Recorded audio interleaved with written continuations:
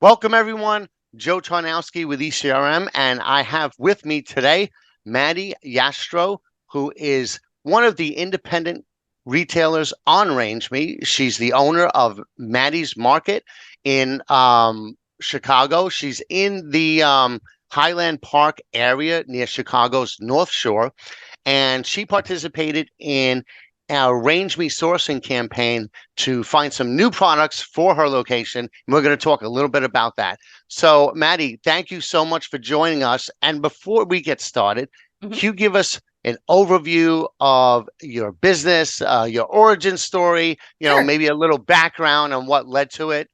I am a true pandemic pivot.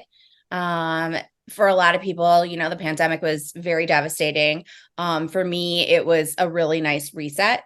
And I have always been food adjacent in my career, in communications. I was in television and stuff, but always food related.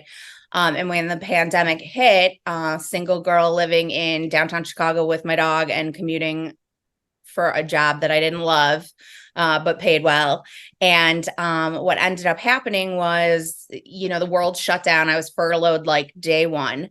And my folks were like, look, you can come up here, but then you can't go back and forth. Like, we're not, they're in their 60s. They were like, we don't want you pushing elevator buttons and then coming into our house, because we just didn't know back then. So once I hunker down, I was there. And to pass the time I was cooking, I often, to just entertain myself, would make how-to cooking videos. Like if I went to the farmer's market and I had some cool stuff, I would just, make these stories on Instagram. And literally they were for my own entertainment. People were watching, but it wasn't like, there was no, like, I wasn't trying to go viral, or like, I was just like making them. And I started doing more and more because, of course, that's all we were doing. And within a week or two, a family friend said, hey, whatever you're cooking for your folks, do you think we could pay you to get in on it? Because we're sick of pizza. We don't cook.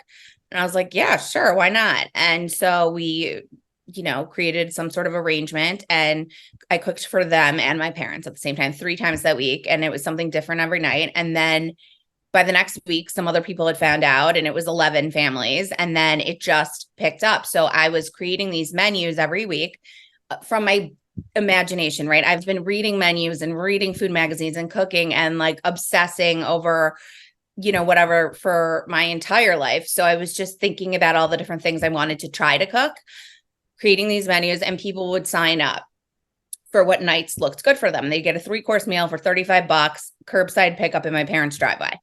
And it worked really well. I was able to pay rent for the apartment I wasn't living in and all the stuff. And I soon realized I'm never going back to a desk job. I am probably never going to go live in the city again. Like, I'm back. I'm, reconnected with all my friends who, have young families, and I wouldn't have like bumped into them anywhere because I was living the single girl life.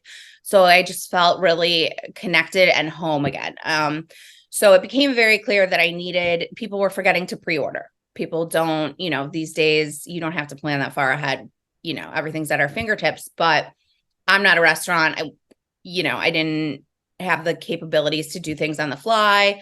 So it started to become very clear that I needed to have like a pickup spot. And so that's where Maddie's Market came from. It's essentially a gourmet grab and go, but it's all food that I knew that the people that I was cooking for would want to eat. So it's lots of salads, like healthy, clean, loaded salads. We have our signature items: chicken salad, curry chicken salad, sesame noodles, dill pickle hummus is one of my best sellers. Those we have every day. And then the other stuff rotates. And then we have some incredible retail. And I have found awesome snacks through, I've used Fare for the wholesale, but it's a shot in the dark, right? Like, you don't have that much information about a company. A lot of times the minimums, I'm a small company and I don't want to commit to something. So I would like have to like buy one of something on Amazon to try it first. And then I created this pantry section, which was like my personal Disney World, because of course I was getting everything I wanted at cost, and people could, pick that up too. So after a year in business, you need to switch things up when you don't have a huge store and a huge selection.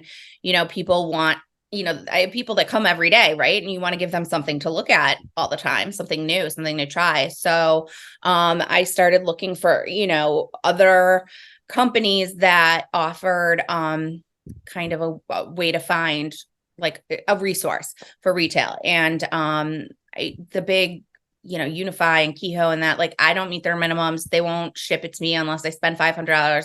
That's not happening, you know. So in my research, I came across, oh no, you know how I found RangeMe? It's so funny. Instagram, or I think, yeah, because I didn't start going on TikTok till later, but there was some influencer guy who cooked, and he's just like some adorable guy in Michigan, and he was doing low carb stuff, and he had these wraps, these low carb wraps, and he was making like a gyro. And I was like, yeah, I know how to make a gyro, but that wrap looks good. But he never like said what it was. He wasn't promoting it. He was just like, and I have these low carb wraps, and he did that. And I was like, I need to get that. I need to try that. And I couldn't find it. And I went to their website, and they said, oh, you can find us on RangeMe. And I was like, what is that? And I go to look, I'm like, this does not seem like what I'm supposed to go to, right? Like I couldn't figure it out.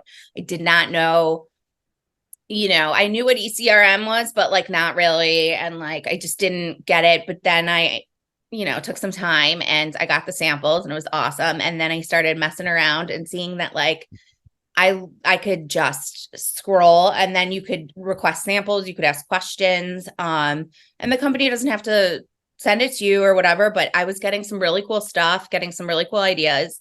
And it was a month or two that I was like really using it. Mhm. And that's when Colleen and Jerry reached out to me. They must have seen my account was active, and I'm not Publix. So they were like, what is this little, store? So they reached out to me, and I was like, yeah, I'm happy to be your guinea pig. That sounds fun. Yeah, that's great. I mean, one, that's an amazing origin story. Like you truly grew organically in response to the market. It doesn't get any more pure than that. Something starting in your home, and then people coming to you, and it growing and growing and growing. So, you've shaped your business really around your customers. And yeah, so independents independents always have a tough time finding products. So that's why we're doing this to help them out. And for the sourcing campaign that you did, what was the overall goal, right? Once they approached you, Colleen and Jerry, and you said, look, we can do this for you. What was the overall goal? Like what types of products were you looking to source and why? So basically I told them what my general goal was. It wasn't specifics. I think I could do another campaign now at this point that I've done it. I know I got some great products, but like now it's a different time of year. I have an idea. Like I know I need more X, Y, and Z. So I could be like more focused on my campaign. So this was kind of a broad campaign. We like to use the cleanest, products we can, but we're not against, something that isn't. But I like to have things at different ends of the cost spectrum. So, if someone comes in, it's a pretty high, the community is pretty, wealthy, and they will spend money on proper ingredients, and they are reading about that stuff, and they spend a lot of money on themselves and their health.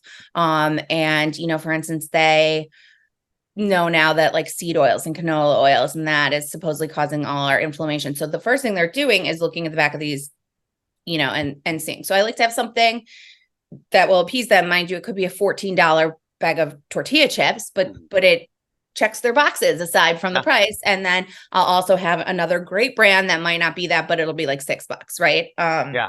Yeah, and value and price are two separate things, right? Totally. It could be expensive and deliver a lot of value because for that money you're getting a quality product, and that And a lot I of people have like what you that. want, and I didn't make the price. So, but at the same time, that kind of exactly doesn't answer your question, because that was an open Mhm. sector for me. But I was saying I want, pantry items, snacks, sweets, and things that are not typically sold in Whole Foods, in Publix. And, we have Mariano's here, which was Kroger. We have big box grocery stores everywhere. And so because my shop is independent and it's like in a town, but I'm also not in the downtown central business district, it's more like the neighborhood strip. And so I needed another draw other than picking up lunch to come in. So I wanted to find some brands that maybe had name recognition or something like that, but that you couldn't just get readily. So we opened it up to that kind of thing. We set some parameters and I think I got over 300 like bids, or I don't know, I forget what they call it. Well, they apply. Yeah. So Yeah. we'll you set those parameters like you said, and then we could do that. We can, whether you want to do certain certifications, certain ingredients, certain price ranges, whether it's a location, if they're manufactured somewhere in the region, or even you can weed out ones that are getting distribution in major retail so that that And you're that's going to not have a unique that stuff. wasn't a make or break, but Yeah. that was something like, and again, it was a pretty broad campaign. And it's my sister and I at the shop. There is no other employee. So then, I went through all of the applications and, I had to figure out, I mean, they all sounded great, right? Like there was a very few that just were like, this has nothing to do with me, So I had to find some other parameters to kind of like, use as criteria. And I ended up approving like 80. And the next step was that I crafted a letter with Jerry that was automatically sent when I approved or denied the applications. And I don't think I had any idea, even though I like knew that we were asking for samples, I didn't really think about the volume of samples and the timing, right? So everyone's getting this letter at the same exact time, requesting samples and further information and contacts. And it happened to just coincide with my busiest time of the year. We are right outside a outdoor amphitheater, which has music all summer long. And so I make picnics. So it's like, so it was literally end of August and we are slammed and the boxes just kept coming. They just kept coming and coming. And we have a very small shop. And like my sister was like getting so mad at me because she kept having to like, just like make room for stuff. And I was like, you don't understand. This is going to be really fun when we open it. Like, just don't get mad at me. This is Christmas. I'm telling you. And it was like freaking Christmas. It was a dream come true for someone like me. And we just had opening boxes and we had samples and samples and samples of the most incredible products. And it was at the point where I had to ask some of my most loyal customers to be the tester for me, because at a certain point, you're kind of like, I can't taste one more thing. I won't give it the fair shot. So my customers got involved and they were loving that process. And we found some really awesome products that we subsequently brought in the shop. Excellent. I think that was a brilliant idea, getting your customers involved, because then they have a vested interest in it, and you're including them. So they're really feeling a part, really engaged with you. The neighbors right here, I mean, we are literally, I'm sitting in my house right now, which is 1 block from my shop. There's like a Walgreens pharmacy across from the shop. There's a bunch of restaurants, like dry cleaners, but it's like small town within a town. And so like the neighbors are what drives whatever I make, whatever I do. And although that concept probably isn't going to work forever, if someone says, hey, I was really craving split pea soup, I'm going to make split pea soup the next day. So it made complete sense to bring them in and have some fun. Who doesn't like free food? No, that's great. That's great. So now, once you went through all that, what drove your final decisions on which ones to bring in? And could you talk a little bit about the products that you did bring in? Sure. First of all, there are still products that I have, like I have a running list that I will bring in or would like to bring in. Sometimes it's a matter of funds or shelf space. The retail is tricky. You never know how much to have. It's, a big cost for an independent retailer. But we started with, okay, we need some sweets, let's say, like we had candy, we had these huge big fat cookies, but we needed something in between. And we found a company called Panza, which is like a family company. I think they're in Florida, and they have these cute like bags, like this of cookies, but the cookies are not super sweet. They actually call them sweet crackers, but they are a cookie. They are a cookie. I swear. But they're like, it's like if you took the most perfect piece of shortbread and you shaved slices. So they're like crackers, poppable. It's like a Pringle for cookies. And they taste like a shortbread, and they had like all these flavors. And it was for someone like me, who doesn't have I'm like more of a chip girl than a sweets girl. It was like the perfect after meal craving thing. And so we brought those in, and they flew. And it's not this was one of our higher end products. It's a small company that makes it, I think. From what I understand, they had a high minimum for someone like me, not crazy high, but like, and so I was like, nervous. What if it doesn't slap? And it totally did. And so that is a company that I will definitely be re-upping with. And it just so happened that they had told me that they now have distribution at Erewhon, which in LA is like the hottest grocer. And it's actually a great source of a great resource for me. It's inspiration. Like, although I'm not going to be making like sushi sandwiches and like tempeh salads all the time, I definitely went there before I opened, walked the aisles and checked out, because I didn't know about RangeMe, and one by one wrote down things that appealed. So when I found out that they were selling them too, I was like, awesome. I didn't have to go to LA to find it this time. Yep. Another company that we just brought in is Rancho Metaluca dates.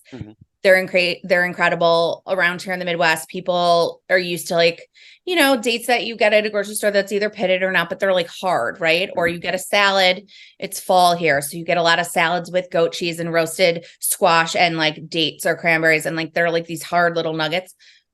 These dates are like eating caramel. Like, they're gooey and they're a treat, and they're what you see on TikTok or Instagram. The people are filling with a little peanut butter, dunking in chocolate, putting in the freezer, making their own Snickers. And it's this incredible farm in California. So we just brought those dates in, and people are really excited about that. Another product was, we had these purposeful pup dog bones. I'm a big dog lover. We do not have any seating in our restaurant. Or it's not a restaurant, that's why. So dogs come and visit us every day. And so these are aged, like, I don't think it's Iberico, it's Serrano ham bones. So like when you're at a nice restaurant and they're shaving, not the prosciutto, but the ham, then they have these bones. So these bones have been aged and cured for 2 years. And instead of throwing them away, they're awesome dog bones. So that was like another random find that we had. There are also, one of the things that I came across is sometimes, I think because it was such a wide net that we cast for me, some of the minimums were too high, or someone didn't read the fine print, which I think is something that they will address moving forward, for user experience purposes. But I had some of the best canned tuna that I've ever had in my life, packed in oil or spring water, and tin fish is all the rage these days. So I, have reached out to the company to see if they can work with me on like a smaller amount, because I don't need a pallet of them. These Monterey Farms arty hearts, they're called. They're artichoke hearts, but they're all the meat. Like, it's not the like leaves that you can't chew, that you got in the canned ones. You're like, what is even the point of this? They're huge chunks of artichoke hearts in a bag that's, vacuum sealed. That's the word. And they're incredible as a snack or salad add-on or whatever. So that was another one that I personally am eating all the time. That's great. That's awesome. I'd say, you had a lot of good finds. I can see the excitement in when you're talking about them. So I'm a true, I'm a food nerd. Yeah. And it's great because this is the first time we did it with an independent. So like you said, you were a guinea pig. This was testing it out. And we are going to do these again. And what did you learn? What would you do differently moving forward?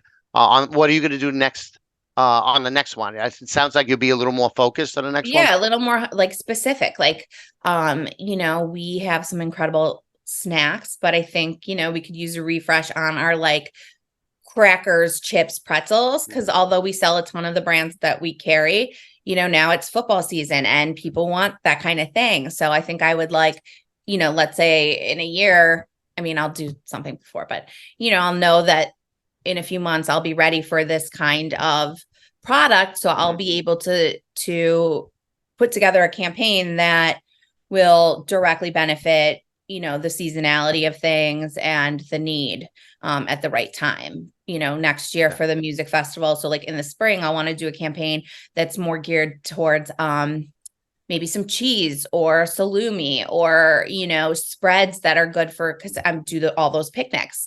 So yeah, I think I will look at a calendar and plan, which wasn't an option this time because it was just like hey, will you do this at the, so I think that would be the most beneficial. And that way I won't waste anybody's time, right? Like we got people were so generous with the samples. I had started with a clipboard I wanted to handwrite thank you notes to all these companies because I knew I couldn't, pick them all. And it was just like, I didn't end up writing a single one because it just got too overwhelming, right? Like there's just such great stuff out there. Yeah. And you could also, I mean, I'm assuming you also use RangeMe outside of the sourcing campaign just to look for things. 100%. I started doing it before I met Jerry and Colleen and did this, and I'll continue to use it. And it's just, it's like, not like the Dewey Decimal System for food, but like essentially you're like, I need, and it can help you. And like, it also gives you like origin of the company. If you're looking for something smaller, mom and pop, if you, need a direct contact, and because like, maybe there's something they can drop ship to you that they won't they don't want to tell the masses that they can do that, but they will work directly with you if you can't have such a bit, if you can't commit to such a big order. So it's it makes the world feel a little smaller in that sense. Awesome. Well, so last question, like if you were talking to another independent, what would you say about RangeMe? How would you recommend it? What has RangeMe done for you, helped you with? I mean, it's the best resource I've come across because of course you can get information and you can get samples and you can get contacts, but you don't have to right away commit. Cause like some of these wholesalers that you can be a part of, it's a shot in the dark, right? When I opened, I needed stuff for the shelves, but a lot of these companies I'd never heard of. And the goal was to have never heard of them kind of, because I didn't want the whole food snacks, and I was spending hundreds of dollars on something that could potentially suck, I've gotten crackers that were rancid. I've got, and then you can't get to anyone. You can't talk to anyone, it's like submit a form and there's just, it's frustrating. And there are so many worthy companies that like, so I really appreciated that I could like, take 10 minutes out of my day. And that's what I started doing. I looked forward and I still do, but like since the campaign, I haven't done it yet.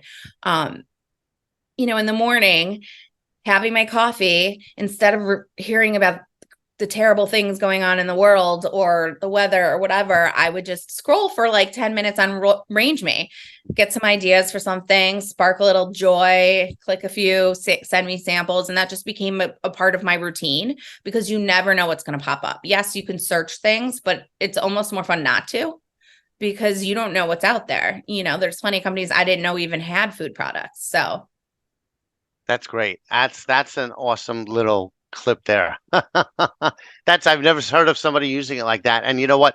We tell people all the time, it's like to get the most benefit out of it, you have to use it. You got to get in there. You got to be on there regularly and see what's there. And you are a perfect example of that. Well, I always think, also like it's just me, right? Like I'm not part of a major company, so I don't have to ask anyone's permission. I don't have to sell someone above me on a product in order to get a product. So I always thought that I would be like a good person for that role in a bigger company because I'm just always looking anyway. I always want to know. I always want to try things. It's just kind of like ingrained in me. So, I'm definitely the exception to the rule. Probably. I don't think the majority of people will be scrolling during their coffee, but you never know. Yeah, they should. Yeah. At least, we tell them at least once a week, but to get on there regularly because it's always updated. There's thousands of products added every month. So it's a good way to not get inundated or not to miss out on something. Like you said, you never know what's going to show up. So you go in there frequently, even if it's just 10 minutes a day, boom, right at the top, you're going to see the you're going to see the Range Be verified ones. So anything new is going to be right up there waiting for you. Yeah. Awesome. Well, thank you so much. And again, thank you for being our guinea pig in this. And we look forward to doing more of them with you. Thank you so much, Joe. It's nice to meet you. You too.